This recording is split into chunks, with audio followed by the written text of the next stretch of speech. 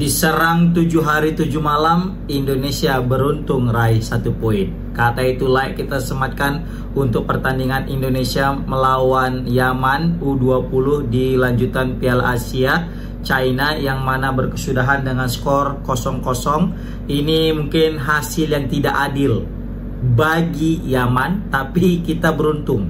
Kenapa kok saya bilang tidak adil bagi Yaman? Yaman asli betul-betul menggila, menggempur pertahanan timnas Indonesia.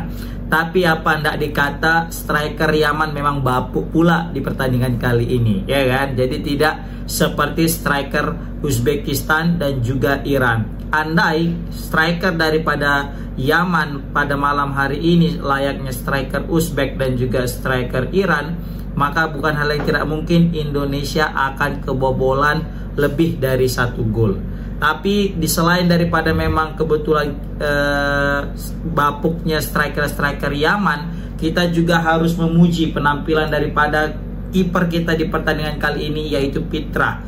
Pitra betul-betul layak untuk menjadi man of the match menurut aku, karena memang betul-betul banyak sekali save yang ia buat sehingga gawang Indonesia di pertandingan kali ini clean sheet. Dan ini menjadi clean sheet pertama timnas Indonesia di dalam 3 pertandingan terakhir, guys. Sangat berbeda ketika sebelumnya kiper masih dipegang oleh Ikrom, yang mana rentan sekali kebobolan terkhusus daripada bola-bola udara. Di pertandingan kali ini sama halnya dengan Uzbek dan Iran, Yaman mencoba mengeksploitasi pertahanan kita dan juga menyerang kita itu mencari gol melalui umpan-umpan lambung.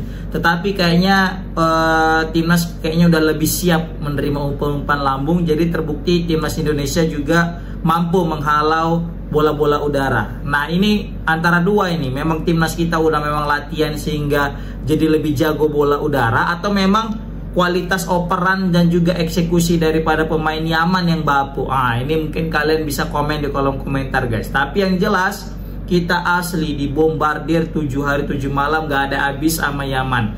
Sesekali kita menyerang melalui serangan balik, tapi apa ndak dikata, karena kita kebanyakan bermain individu, hanya mengandalkan skill individu saja, itu tidak banyak berpengaruh, dalam artian tidak terlalu berbahaya. Terbukti tadi sempat ada peluang berbahaya, itu si Marcel. Marcel ini memang pemain yang paling menonjol dari para pemain yang lainnya selain daripada Tony Firmansyah menurut aku, dan juga Buffon, ya. Kita tahu Marcel ini kalau skill individunya nggak usah ditanya lagi. Terbukti dari skill individunya tadi, gocekan dia ya, yang mengelabuhi banyak pemain dan berhasil melakukan shooting, itu merupakan peluang yang menurut aku berbahaya banget. Dan juga di babak pertama juga dia juga nendang dan itu berbahaya. Pokoknya ini Marcel salah satu pemain terbaik timnas Indonesia Under 20 di ajang Piala Asia kali ini, guys. Kemudian bisa kita bilang juga ini Indonesia mendapatkan poin yang paling penting, yaitu 1.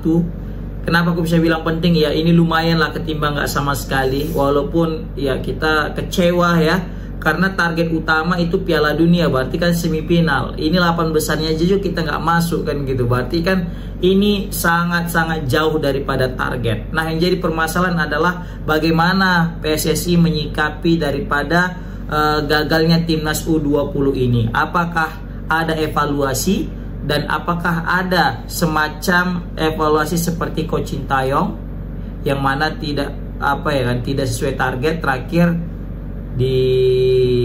berpisah gitu kan. Padahal Coach Sintayong itu sesuai target, semua targetnya terpenuhi, ya kan. Mungkin gara-gara kena jebakan Batman di AFF kan, terakhir dipecat gitu, ya kan. Nah, ini udah jelas-jelas nih ada target tapi nggak sampai targetnya. Kira-kira gimana nih ke depannya? Nah, ini kita menarik, kita pantau, ya kan. Tapi setidaknya peringkat timnas Indonesia sama dengan peringkat tahun lalu ya, yang mana sama-sama peringkat 3, tapi bedanya tahun lalu lebih berkualitas peringkat 3-nya ketimbang peringkat 3 tahun ini, kan gitu. Ibaratnya kita tahun lalu ranking 10, kan, di dalam satu kelas dapat di kelas itu ada 35 murid dan kita dapat ranking 10 misalnya, dibanding dengan ranking 10 tahun lalu. Ranking 10 tahun lalu lebih keren. Kenapa? Rata-rata 8 misalnya nilai kita, ini cuma 5 gitu kan, jauh gitu kan, sama-sama ranking 10 memang, tapi kan beda kualitas ranking 10 tahun lalu dengan tahun ini. Nah itulah yang dialami timnas sekarang ini.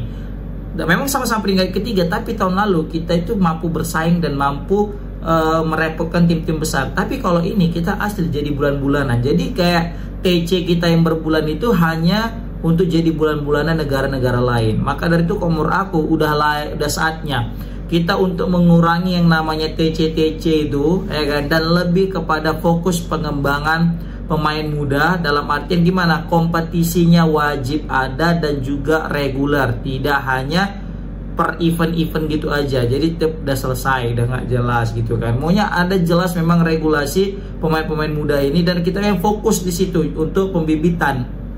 Jadi kita tidak lagi keteteran dan hanya mengandalkan TC, karena TC ini juga kadang yang sangat kita sesalkan juga ini berpengaruh pada klub. Klub juga jarang jadi bisa memainkan pemain-pemain mereka gitu dan waktu yang lama kan gitu. Tapi kalau misalnya kompetisi jalan, biarkan mereka bermain di kompetisi aja gitu, proses penempahannya. Jadi itu lebih ini sih menurut aku ya, lebih efektif ketimbang hanya mengandalkan seperti ini. Dan terbukti negara-negara yang lain itu ya mereka tidak TC kayak kita yang sampai ke negara mana, ke negara ini, ikut ini dan ini, enggak. Tapi mereka memang fokus di klubnya masing-masing mengembangkan, ada kompetisi jelas, dan ya terbukti mereka tertempah gitu ya kan.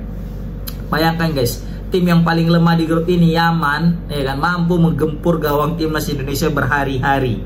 Jelas ini mengindikasikan bahwasanya kita ini miskin taktik guys, ya kan, miskin taktik. Kita hanya fokus kepada apa bisa kita bilang ya, permainan individu saja, hanya mengadakan lari, gocek, terus kerebut, lari lagi, terus kita rebut lagi, terus long ball, kedapatan bolanya lagi, gitu-gitu aja skemanya.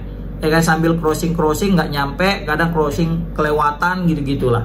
Nah ini kan menandakan bahwa saya tidak ada taktik yang khusus layaknya Sintayong, yang mana dia itu memang passing dari bawah ke tengah dan ke depan, 1-2. Jadi kalaupun nggak jalan, dia tetap 1-2, walaupun tidak bisa sampai depan gawang, tapi dia itu dari tengah, dari kanan, dari kiri. Ini nggak, kita hanya mengandalkan poros sayap kanan dan sayap kiri itu doang. Tengah ini jarang, makanya sering sekali pemain tengah kita itu tidak berjalan dengan dengan posisinya, karena lebih kepada ke pinggir mereka mainnya kadang gitu. Nah seperti itu guys. Jadi kalau kayak gini gimana caranya? Maka kita harus memiliki pelatih yang lebih berkompeten kan gitu. Ditambah lagi kita ini sangat menyayangkan ya, pemain diaspora kita sangat sedikit. Kenapa? Dari segi kualitas kita itu masih kurang guys, serius. Karena lihatlah, skill individu pemain kita ini memang bagus guys, tapi masih kurang untuk di level Asia, apalagi mau dunia nih. Maka dari itu butuh kombinasi, layaknya Sintayong mengkombinasikan pemain lokal dengan pemain diaspora. Apalagi kita tahu lah pemain diaspora kita ini yang under 20 itu berlimpah guys, serius berlimpah ruah. Aku juga bingung kenapa Coach Indra Safri tidak mau memanggil para pemain-pemain yang diaspora ini, padahal banyak gitu stok-stok under 20 ini gitu loh, tapi nggak dipanggil. Sangat-sangat disayangkan ya kan. Tapi lebih mengandalkan pemain-pemain lokal kita, gengsi atau nggak tahu lah ya kan. Tapi yang jelas gara-gara kayak gini jadi kita kurang bersaing kan gitu. Ya mau nggak mau kita harus menarik pemain diaspora. Kenapa? Karena liga kita tidak ada. Maksudnya kita kompetisi untuk pemain muda ini kita tidak ada yang reguler. Jadi kita hanya mengandalkan TC dan itu kurang gitu. Tapi kalau dikombinasikan dengan banyaknya pemain diaspora, nah ini lain cerita, mungkin bisa akan lebih baik gitu kan. Dan terbukti di timnas senior under 23 ya kan, timnas U23 juga gitu kan, di mix dia, jadi bahkan bisa sampai semifinal kita.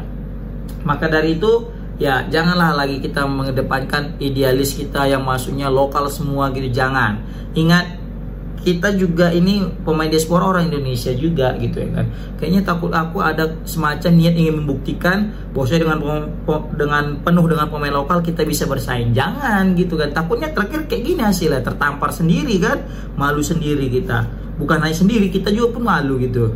Maka dari itu ayolah ya kan, kita untuk lebih membudidayakan pemain-pemain diaspora kita ya kan, untuk bersaing lebih lagi di level Asia dan dunia.